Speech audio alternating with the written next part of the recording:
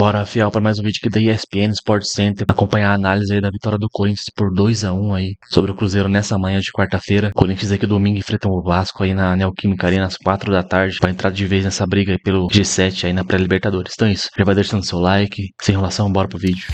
Bom, o Vlad trouxe aí as informações do jogo pra gente. Os números deste Corinthians 2, Cruzeiro 1 aí na tela. Posse de bola 45 a 55%. Finalizações 13-8, certas 9-2 e grandes chances 7-0. O Corinthians não vencia 5 seguidas no Brasileirão desde 2017.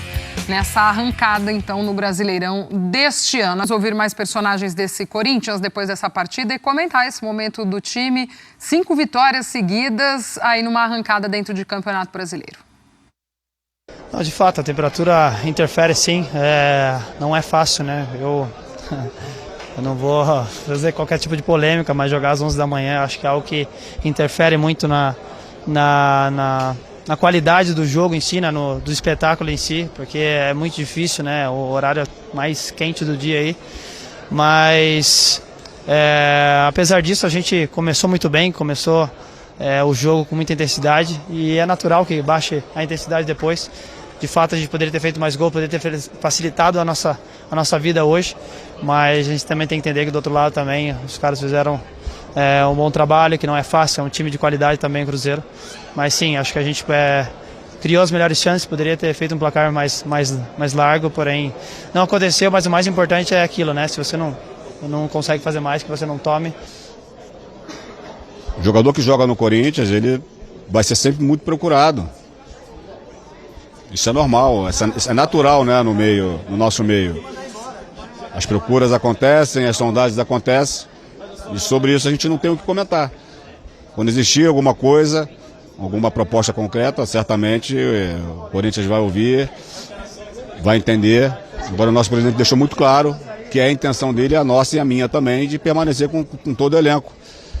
O esforço que nós iremos fazer é para que a gente consiga manter o elenco, continue evoluindo quanto equipe, nos restam ainda 4 jogos, super importantes, mas a nossa ideia para 25 é realmente manter esses atletas que aqui estão. Ouvimos aí os personagens, o Fabinho Soldado falando também de manutenção de elenco. Imagino que tenha sido perguntado muito por conta de alguns caras que têm feito muita diferença nesse time do Corinthians. O Memphis, acho que o grande expoente dessa fase de 5 jogos seguidos, de vitórias seguidas e dessa arrancada do Corinthians dentro do campeonato. A gente fala do trio, né? O Memphis, o Yuri e o Garro, mas realmente eu acho que ele trouxe coisas muito interessantes para esse Corinthians, não só taticamente falando, mas também o quanto ele puxa mesmo os companheiros, né? Você vê de um trabalho muito legal do Memphis. A gente tem os números aí do trio, ó. O Memphis em 11 jogos, 4 gols, 4 assistências. O Yuri em 12 jogos, são 10 gols e 2 assistências. E o Garro, 13 jogos, 3 gols e 6 assistências. Participaram de 22 dos 24 gols do time no período, 92%. Nesse período em que o Corinthians arranca dentro do Brasileiro. E assim, o Memphis, a gente vai falar de muitas coisas positivas diferentes. Primeiro, a participação dele, os 4 gols. Você pegar os 4 gols contra o Vitória, o resultado positivo. Contra o Cuiabá, a mesma coisa. Contra o Atlético Paranaense foi o 5-2, mas no momento em que o Corinthians abre 2-0, sofre o 2-2 e está correndo o risco de tomar virada num jogo direto. E ele faz aquele golaço de falta que é fundamental, apesar da margem da vitória ter sido por 3 gols de diferença, e hoje é a mesma coisa. Então, ele só fez gols importantes, que definiram pontos para o Corinthians. Boa parte dos números do Garro, se você pegar da temporada inteira, eles são depois do Memphis. O Memphis, para mim, potencializa o jogo do Garro e especialmente do Yuri Alberto. Acho que a dinâmica do ataque com ele acabou sendo muito positiva. E aí, para completar, acho que também não deixa de ser importante toda a sinergia que ele criou com a torcida, com o carisma. Então, assim, o Memphis, ele tem sido uma notícia positiva para o Corinthians no aspecto fora de campo, dentro de campo de uma perspectiva individual e dentro de campo de uma perspectiva coletiva. Por isso que o Yuri tem números tão importantes, o Garro também, apesar dele ser um destaque do Corinthians a temporada inteira, mas o Garro tem aparecido mais com assistências, com gols e muito por conta dele. Só que o amarelo que ele toma, né, que era evitável, e aí acho que aí cabe uma crítica, era totalmente evitável, pode ser um problema, ainda mais que o Yuri Alberto saindo machucado. Aliás, o Yuri Alberto já está a um gol de igualar o Estevão como artilheiro do campeonato. Eu acho que não tem dúvida que o Memphis potencializou o rendimento dos outros, principalmente do Yuri, porque acho que o Garro já era, né, um cara que era, enfim, era o cara que fazia o time produzir ofensivamente. O Garro, desde o começo da sua chegada ali, desde que chegou, ele era um cara sempre determinante. E hoje você está falando de 3 caras num nível técnico alto, num time que era visto, né, em boa parte do campeonato como um candidato ao rebaixamento. Então, assim, nós estamos falando de um elenco que não era, em nenhum momento foi um elenco para ser rebaixado, mas também tantas vezes a gente já viu elencos que não eram para ser rebaixados caindo no Campeonato Brasileiro. Então, óbvio que o risco existia, era um risco sério e real, isso ficou muito claro, mas hoje o Corinthians realmente tem muito mais motivo para pensar em Libertadores, que seria um feito inimaginável para quem estava no lugar onde ele estava, e muito por conta desses caras que a gente citou. O Memphis fez uma diferença enorme. Tô com dom que acho que, assim, cara, o cartão dele é inaceitável, assim. E é uma malandragem brasileira, assim, sabe? No sentido de que a gente não vê tanto isso acontecer no futebol europeu, nas próprias ligas que o Memphis jogava. Esse negócio de você estar machucado fora do campo e dar uma roladinha para dentro... É algo muito... Você já Ele falou depois, né? Que ele falou, eu não vi. Ele falou que quis voltar, mas aí ele sentiu e por isso que ele acaba desabando de novo. Acho pela imagem difícil acreditar ele tinha baixado o meião, né? Nessa versão, enfim, exato. Estava sentindo.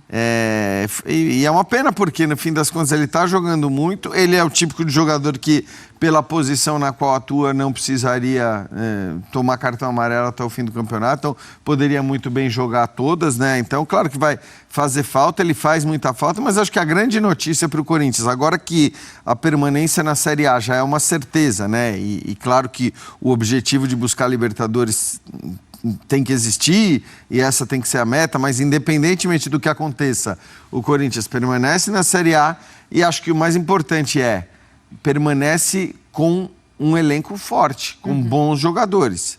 Esses 3 que a gente mostrou são, claro, as grandes estrelas do ponto de vista ali do ofensivo, de criação e tudo mais, mas assim, para um Corinthians que a gente não sabe, né, que condições vai ter de contratar, se vai ter, se não vai ter, se vai poder, se não vai poder, a gente ainda não sabe nada disso. Eu acho que assim, a tranquilidade de permanecer na Série A e de permanecer na Série A com estes bons jogadores, eu acho que já muda completamente a perspectiva para 2025. Na tela para a gente, números do Corinthians, um comparativo que antes era risco de queda e agora é chance de Libertadores. Nas últimas rodadas do Brasileirão, nos últimos 6 jogos, 5 vitórias, um empate, não perdeu nenhuma. Um aproveitamento de 88,9%, 14 gols marcados e 6 sofridos. 6 jogos anteriores a esse bom momento, 2 vitórias, um empate e 3 derrotas, o aproveitamento era de 38,9%, 7 gols marcados e 7 sofridos. Neste período, o Corinthians foi o melhor time do Brasileirão, com esse aproveitamento de quase 89%. Estava aqui com a tabela aberta até para ver, o Vasco ainda joga na rodada, né? Enfrenta o Internacional amanhã. E é o próximo adversário do Corinthians. É uma briga ali de mesma faixa de tabela. O Corinthians hoje é o 9º, o Vasco vem na sequência 10º colocado. E estamos falando de Libertadores. São Paulo e Cruzeiro estão na pré-Libertadores nesse momento, que é o G6, G7, né?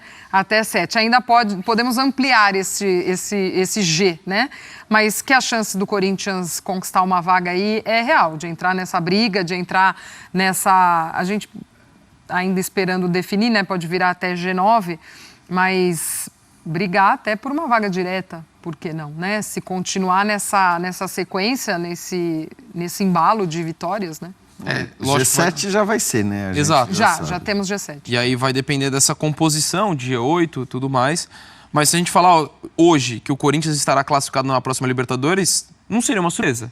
Assim, pela sequência que o time tem, pela qualidade do elenco, como o Jean já destacou, e os confrontos diretos, né? Acho que isso pode ser tão determinante, porque são 2 em casa, contra o Vasco, contra o Bahia. E lógico, e a gente tem que falar ainda mais hoje dessas individualidades, do Yuri beirando os 30 gols na temporada, do Garro, temporada de regularidade absurda, o Memphis tendo impacto, mas acho que tem muitas coisas pra gente falar da evolução do Corinthians como coletivo. Teve até alguns jogos que conseguiu resultados, mas nem sempre jogando bem, mas é um time que taticamente evoluiu sob o comando do Ramon Dias, ainda que a gente possa questionar a influência que ele teve negativamente nas eliminações nas Copas, mas o time melhorou sob o comando dele. Você vê também a chegada do Carrilho, quanto foi importante, o Breno Bidon na formação com 3 volantes, quanto que ele voltou a ser considerado e jogando bem. Hoje fez uma grande partida. O Martínez, o Corinthians hoje também desfalcado por data FIFA, né? Exatamente, tem o Ranieri o substituindo e o Martínez que tem sido uma peça importante. Então a gente fala de muitas coisas positivas que aconteceram no Corinthians na última semana. Não acho que é um primor, tá jogando o melhor futebol do Brasil, mas assim, e por mais que a gente possa falar, e teve a influência do mercado, mas era um peso muito grande que estava para cima desses jogadores, o risco de rebaixamento de um Corinthians que deu um all-in, e acho que dá para colocar dessa forma, porque se caísse, foi um investimento que fez, poderia ser um impacto muito grande, ainda mais para um clube com dificuldades financeiras, sem ter a receita de Série A, e aí se caísse e se não conseguir a vaga na Libertadores também não tem na Copa do Brasil, então era uma pressão muito grande e a resposta foi muito positiva. Por isso que hoje, se a gente falar de um Corinthians classificado para Libertadores, além da possibilidade, que é real, eu não acho que é nenhuma surpresa, não.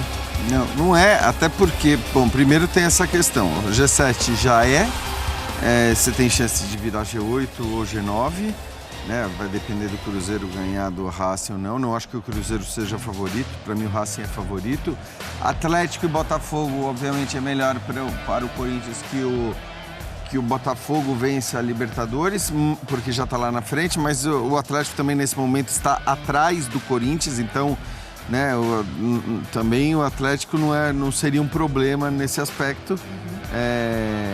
Mas claro, porque ele precisaria ficar à frente e ganhar a Libertadores para que você virasse G9. Mas de qualquer maneira, pode ser 8, pode ser G8, pode ser G9. E acho que o mais importante para o Corinthians, e foi um discurso que eu usei muito quando o Corinthians estava lá embaixo brigando contra o rebaixamento, que a gente olhava para o Corinthians e para todo mundo que estava brigando contra o rebaixamento e dizia, cara, o Corinthians está jogando mais do que esses times, o Corinthians tem melhores resultados do que esses times que estão brigando contra o rebaixamento, então a tendência é que ele saia da zona de rebaixamento, né, e dessa briga em breve. Aconteceu. Hoje, quando a gente olha numa disputa por G8 e G9, você pega o Vasco, o Cruzeiro, o Atlético e o Bahia, e o mesmo discurso vale para o Corinthians. Vai pegar os resultados últimos de Vasco, de Bahia, de Cruzeiro e de Atlético no Campeonato Brasileiro. Todos eles, se você pegar as últimas 5 rodadas, o Corinthians foi quem mais somou pontos na disputa, né, com esses outros times que também brigam pela 8ª vaga, pela 9ª vaga, pela 7ª vaga. Então, também nesse aspecto, hoje, o Corinthians acaba tendo uma vantagem. E outra, com uma tabela bem mais favorável, na minha opinião, pelo menos, em relação a outras dessas equipes. Ou seja, a tabela é boa, o momento é melhor do que os adversários. A questão é saber realmente quantas vagas vão existir. Isso vai ser determinante, porque, obviamente, se você ficar no 7 é mais complicado. Se você aumentar para G8 ou G9, a chance aumenta consideravelmente. Podia ter matado o jogo com meia hora ali, podia ter já resolvido a parada. No fim das contas, não resolveu. E aí acho que acabou pesando até a favor do Corinthians esse aspecto que também ficou muito claro. É um horário inviável para se jogar futebol no verão no Brasil, cara. Você jogar às 11 da manhã, segundo tempo, meio-dia, sabe? Começar ao meio-dia um segundo tempo, já tendo corrido um primeiro tempo inteiro. Então você quase que extingue, né, o segundo tempo, o que poderia ter de futebol, você acaba fazendo com que você tenha muito menos jogo de futebol. O Corinthians já tinha conseguido a sua vantagem na primeira etapa, foi superior, não se discute. E o Cruzeiro, ok, foi muito fraco. Eu acho que era normal que o Cruzeiro perdesse, era normal que fosse pior, até pelo time, né, completamente modificado, um time reserva, um time com menos entrosamento, um time com menos qualidade tática. Mas o que a gente viu, principalmente nos 20 minutos iniciais, foi além disso. Foi além da falta da qualidade tática, técnica, foi além da falta de entrosamento, foi um time desatento. E aí acho que tudo que uma equipe não pode ser, né, quando você tem jogadores que estão ganhando uma oportunidade, porque no fim era isso. Os caras do Cruzeiro estavam ganhando uma chance de mostrar serviço. E você viu eles completamente desligados, principalmente no começo da partida.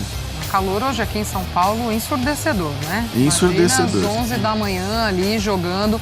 Estou muito com dom que segundo tempo é nítido essa queda, justamente por isso, né? Muita gente até falando, mas poxa, são profissionais, gente, mas correr nesse calor, na intensidade do jogo. Esse papo do salário de serem profissionais é muito bizarro, né, Glaucia? Gente, um calor, um solão, enfim, o jogo perde, tudo perde, né? Não tem... É a capacidade humana, né, de suportar certas condições. Não tem nada a ver com ser profissional ou não ser profissional, não. Ganhar muito ou ganhar pouco, não tem jeito. O ser humano, ele tem limites físicos, né? E por mais bem preparados que os caras estejam, obviamente nós estamos falando na maioria dos casos de jogadores completamente bem preparados do ponto de vista físico, não dá, porque não é horário para se jogar futebol num país como o Brasil no verão. E até aí entra um ponto que você falou, o Corinthians poderia e deveria ter matado o jogo até tendo visto enquanto ainda tinha esse vigor físico, né? E até pela oportunidade, né? E até pelo histórico recente do Corinthians de jogos que ele é superior, como o Atlético Paranaense, não mata e se complica. Não acho que o cenário foi assim de ter se complicado, mas o placar estando só em um gol de vantagem, isso, e num cenário de cansaço, isso poderia ter comprometido. Acho que o Cruzeiro teve um pequeno bom momento depois da pausa de hidratação no primeiro tempo, mas assim, longe de ser algo tão assim, que custou, colocou o Corinthians em risco. Mas o Corinthians podia ter matado o jogo até pelas chances que produziu. Então, para finalizar aqui, a atualização sobre a situação de Yuri Alberto que saiu no final do primeiro tempo, sentindo ali um desconforto na coxa. O jogador que virou dúvida aí ao sair de campo mancando, ainda no primeiro tempo ali na virada pro segundo tempo, e foi substituído aí na volta pro segundo tempo aí pelo Thales Magno. O Yuri Alberto que deu um susto aí no Corinthians, aí no torcedor corintiano, ao sair ali com dores na coxa direita. O jogador precisou ser substituído e preocupou muito o Corinthians aí em relação à sua possível lesão. Mas pela atualização e a situação do atacante não é de preocupação para a comissão técnica do Corinthians.